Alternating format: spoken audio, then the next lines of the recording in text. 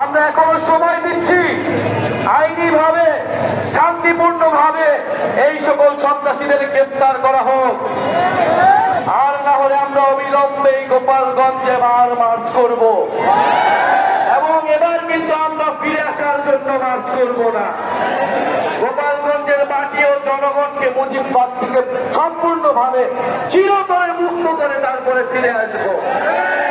গোপালগঞ্জের মানুষকে, গোপালগঞ্জের সাধারণ জনগণকে আমরা মুজিববাদ থেকে মুক্ত করব।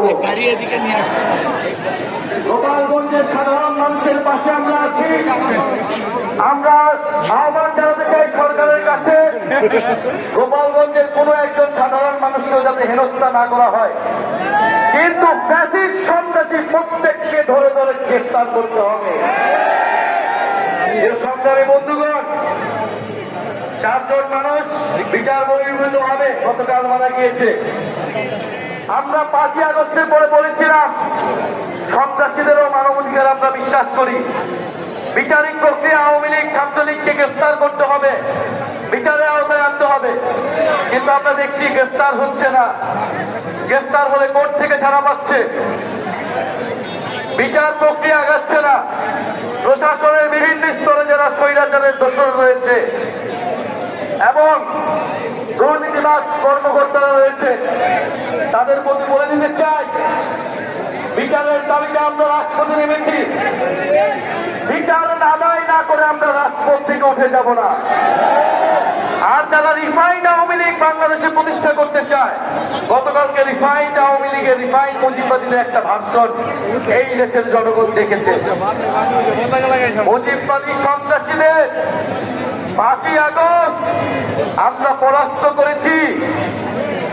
আমরা এখনো সময় দিচ্ছি আইনি ভাবে শান্তিপূর্ণ ভাবে এই সকল সন্ত্রাসীদের গ্রেফতার করা হোক, আর না হলে আমরা অবিলম্বে গোপালগঞ্জে মার্চ করব এবং এবার কিন্তু আমরা ফিরে আসার জন্য মার্চ করব না।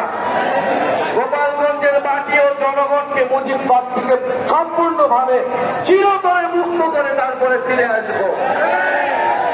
প্রিয় ফরিদপুরবাসী, আজকে ঐতিহাসিক 17ই জুলাই, এই 17 জুলাই আমাদের সংগ্রামী সদস্য সচিব আক্তার হোসেন এই গণ অভ্যুত্থানে প্রথম গ্রেফতার হয়েছিলেন, রাজবন্দী হয়েছিলেন গণ অভ্যুত্থানে বৈষম্য বিরোধী ছাত্র আন্দোলন থেকে। আজকে আমরা কফিং মিছিল করেছিলাম শহীদদের জন্য। সেই গণ অভ্যুত্থানের সকল শহীদদের শ্রদ্ধার সাথে স্মরণ করি। যারা ভেবেছিলেন এই জুলাই পদযাত্রা আক্রমণ করে বাধা দিয়ে সশস্ত্র হামলা করে থামিয়ে দিবেন, তারা ভুলে গেছে তারা কাদের সামনে দাঁড়িয়েছে।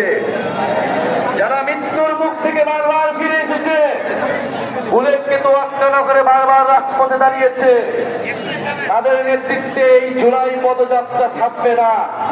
64টা জেলায় পদযাত্রা না করে আমরা ঘরে ফিরবো না।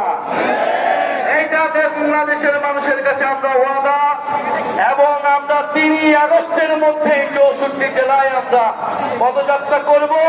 3ই আগস্ট আমরা শহীদ মিনারে আমরা ইশতেহার এবং জুলাই সনদ ঘোষণাপত্রের দাবিতে আমরা জড়ো হব।